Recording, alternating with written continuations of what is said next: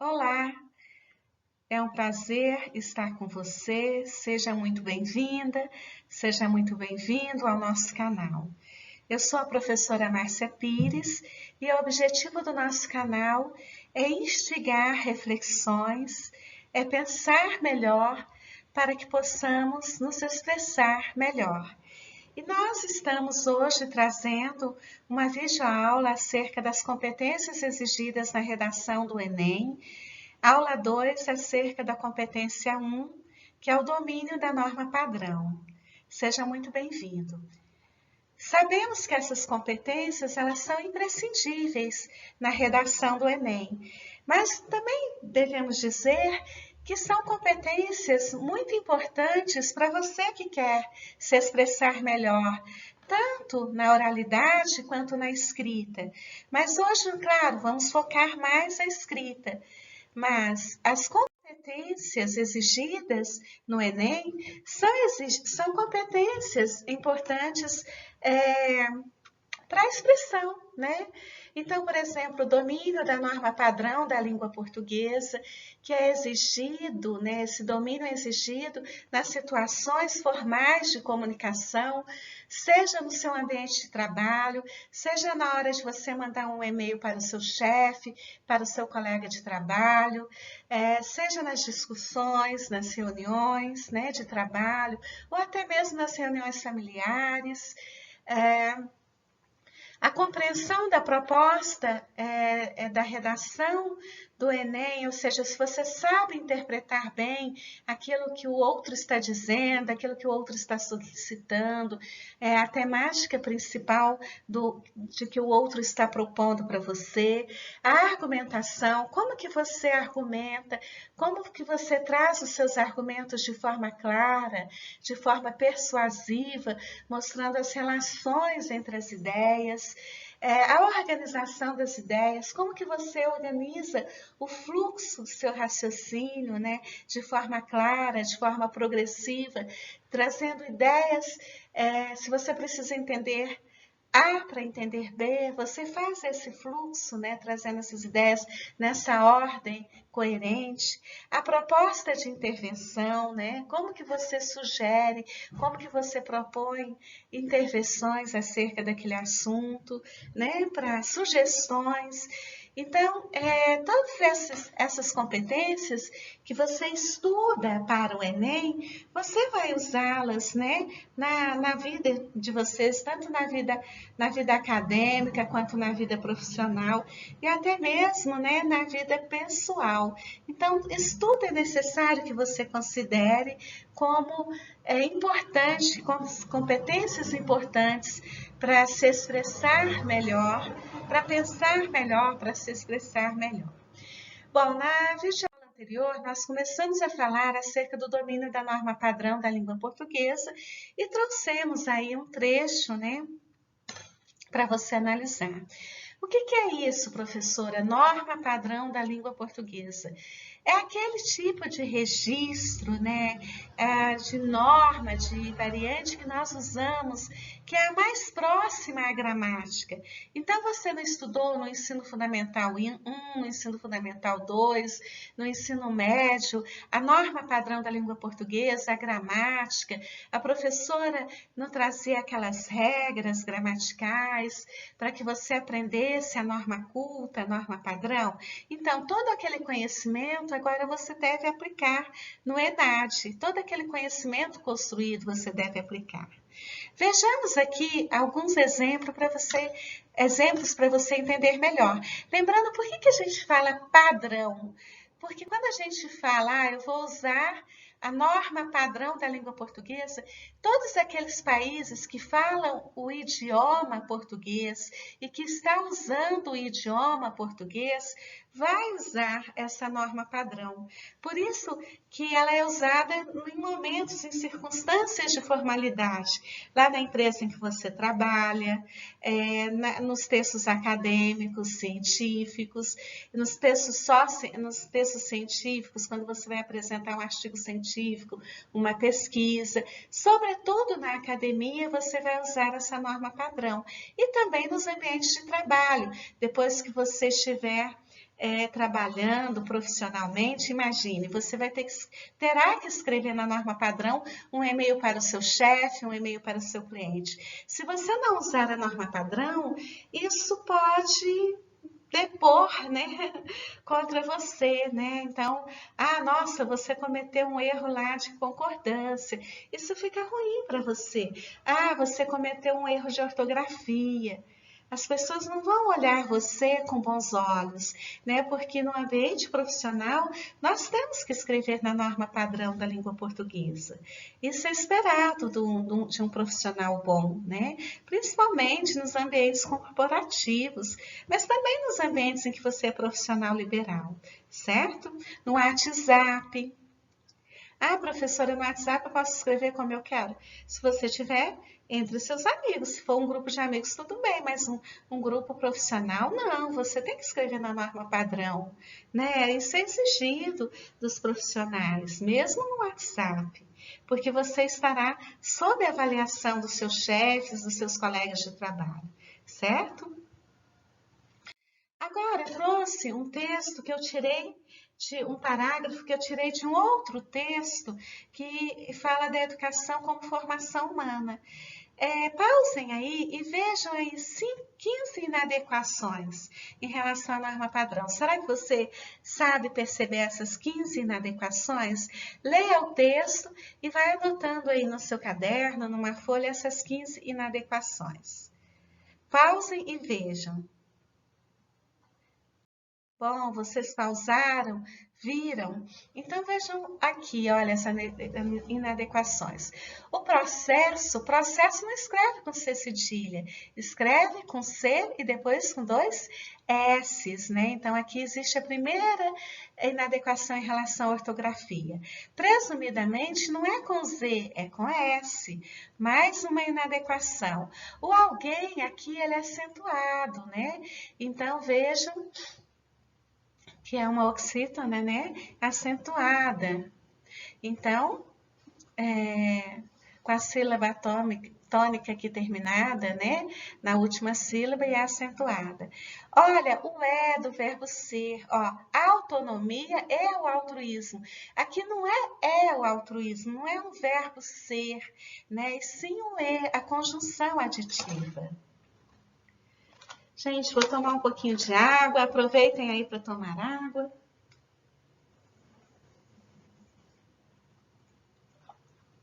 É muito importante a gente se hidratar, né? Então, vejam aí. Não é autonomia é o altruísmo, sim, autonomia é altruísmo. Então, nós temos aqui o como uma conjunção, né, aditiva que está somando autonomia e altruísmo. Então, ou a gente pode chamar desse conector discursivo que está somando autonomia e altruísmo. E não dizendo que a autonomia é altruísmo. Então, vejo, aqui não, se você acentua a conjunção, se você acentua o conectivo aqui, o conector, você está cometendo um erro crasso, porque não é acentuado o conector. Então, só quando eu acentuo o quando ele é, ou seja, quando é do verbo ser. Maria é linda. Vejam, esse é acentuado. Maria é linda, então ela é linda. Não é Maria e linda, Maria é linda. Agora, quando eu falo assim, Maria e João vão ao cinema, esse E não é acentuado, porque ele está unindo Maria e João. Ele é um conector discursivo que está unindo essas duas pessoas. Essas duas pessoas vão ao cinema. Então, vejam bem essa diferença. Tem muita gente acentuando aí conectores, o conector, né, a conjunção, e muita gente também deixando de acentuar o verbo ser. Então, isso é um erro crasso. Por que é crasso? Por que é um erro muito grande, um erro grave? Porque isso é aprendido no primeiro ano do ensino fundamental. Primeiro, segundo, no terceiro ano do ensino fundamental, as crianças já não cometem esse erro, ou pelo menos já não deveriam cometer esse erro. Então, se você comete esse erro agora, para prestar o Enem, nossa, é um erro muito grave, é um erro muito feio, né? Porque é um erro que já não deveria ocorrer há quantos anos, né? Se lá no terceiro ano do ensino fundamental as crianças já não devem cometê-lo, né? Então, o altruísmo que é acentuado, indivíduo é acentuado, né? Então vejam que muitas pessoas estão acreditando que o acordo ortográfico fez todas as palavras deixarem de ser acentuadas. E isso não aconteceu. Me parece que são apenas 6 regras, 6 circunstâncias em que as palavras deixaram de ser acentuadas. Então se preocupem muito com a acentuação das palavras. Não acentuar as palavras também é um erro grave, né? Visto que desde o ensino fundamental 1, vocês vêm aprendendo a acentuar as palavras.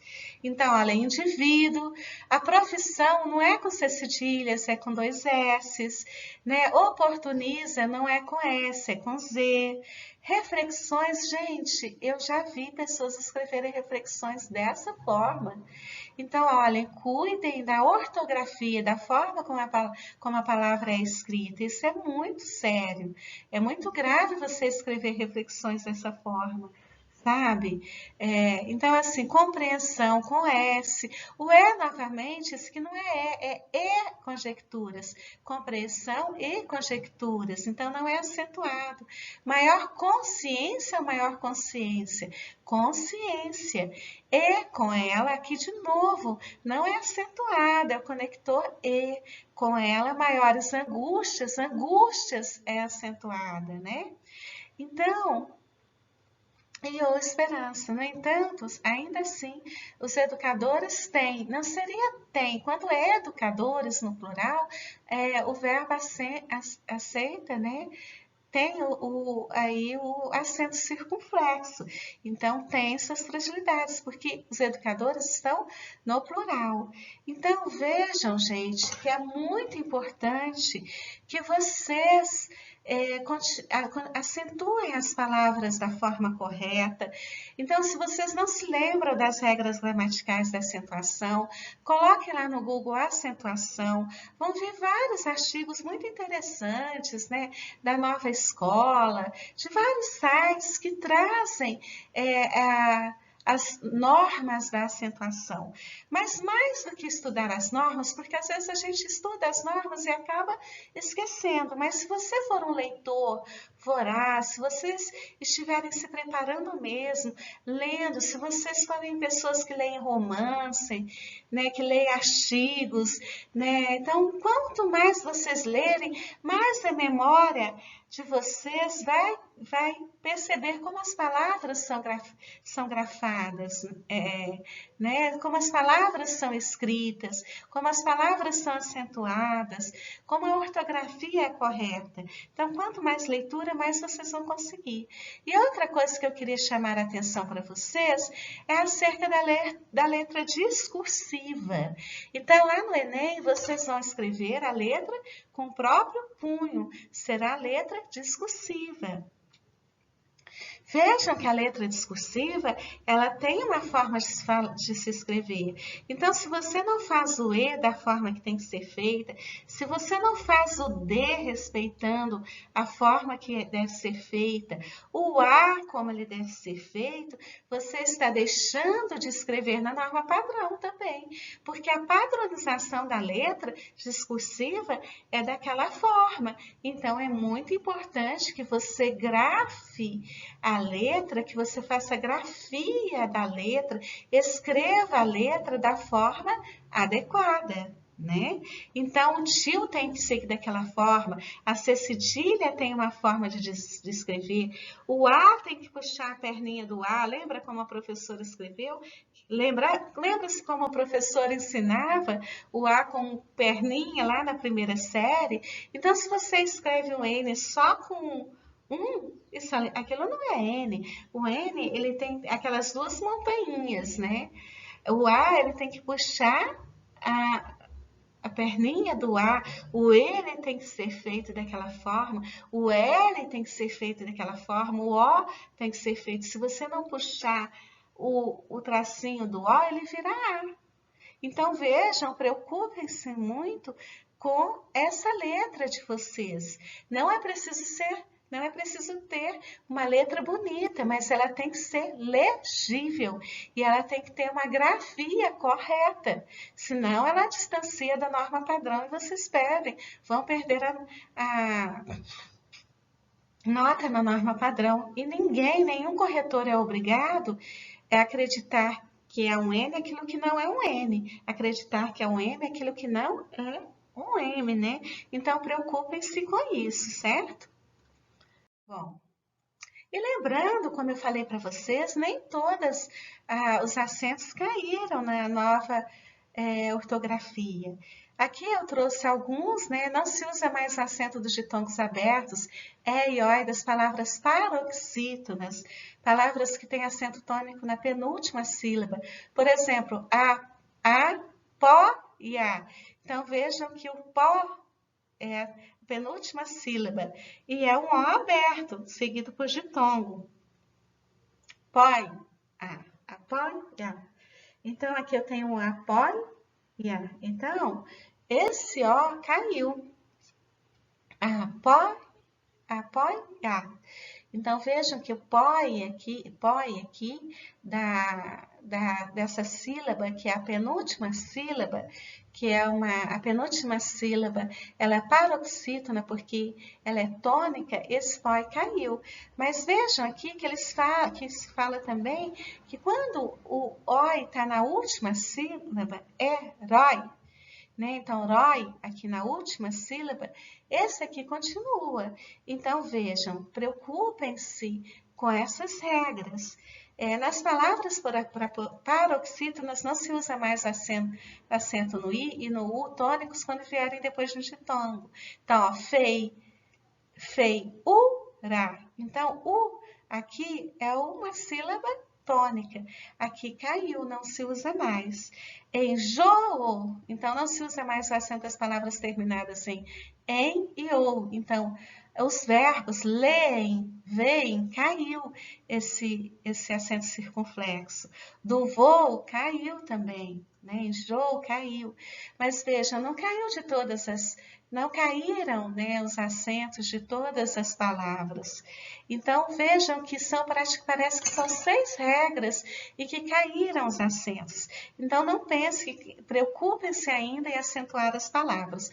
Para você ver, você pode digitar Michaelis Guia Prática de Nova Ortografia lá no Google e colocar PDF. Vai vir o PDF com essas regras, aquilo que mudou na nova ortografia. Então, leia, né?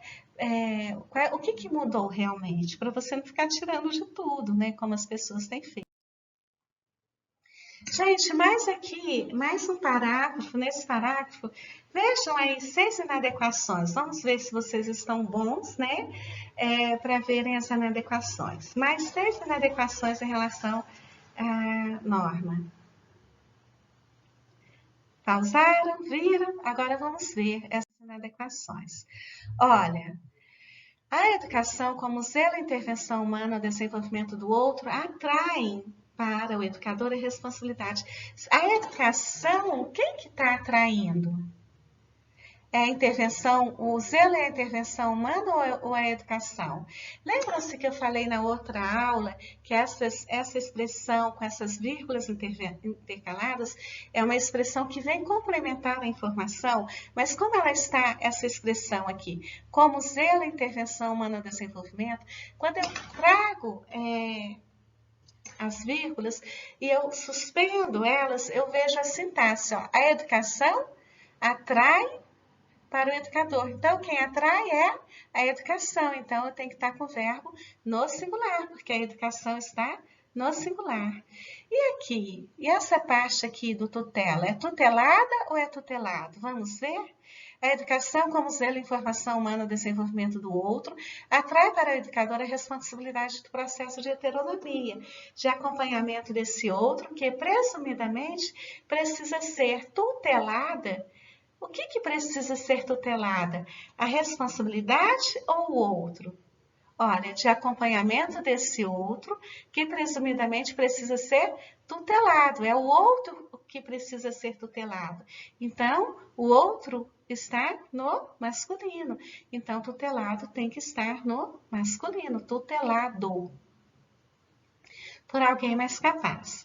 Entretanto, a autonomia e altruísmo dos educadores não os tornam ou torna isentos das adversidades. Vejam, quem que torna os? Esse os é quem? Os educadores, ó. Dos educadores não os tornas. Torna alguém. O os está aqui no plural, tudo bem. Mas quem torna os educadores isentos? A autonomia e o altruísmo. Então, tornam. Então, tornam os educadores mais isentos. Então, eu coloco, entretanto, a autonomia e o altruísmo dos educadores não os tornam isentos das adversidades das pessoas. Então, tem que ser no plural, porque quem está tornando os educadores isentos das adversidades do mundo são a autonomia e o altruísmo. Então, tornam aqui no plural. Eles vivenciam ou eles vivenciam? Eles vivenciam as adversidades, então tem que ser no plural. Então vamos lá. Eles vivenciam as adversidades com as outras pessoas. Conhecer como o indivíduo se desenvolve, objeto de estudo e da profissão docente, amplia as possibilidades dos educadores de entenderem melhor a si mesmas. Os educadores, de entenderem melhor a si mesmas ou a si mesmos? Não são os educadores? Então, são a si mesmos, né? Aqui tem que estar no masculino, porque são os educadores. As pessoas, a vida e o mundo. Isso supostamente oportunizam a eles ou oportuniza a eles? Quem oportuniza a eles? O isso não está no singular? Então, isso supostamente oportuniza a eles reflexões mais profundas, maiores vislumbres de compreensão e conjecturas. Então, isso oportuniza a eles. Então, oportuniza tem que estar no singular, porque está concordando aqui com isso. Está no singular. Isso oportuniza a eles reflexões mais profundas, mais vislumbres de compreensão e conjecturas, maior consciência e com ela maior angústias ou maiores angústias. Está concordando com angústias, então maiores angústias e a esperança.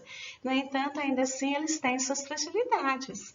O tem também aqui está no plural, por quê? Porque eles têm suas fragilidades, né? Então, essas são as nossas discussões de hoje, né?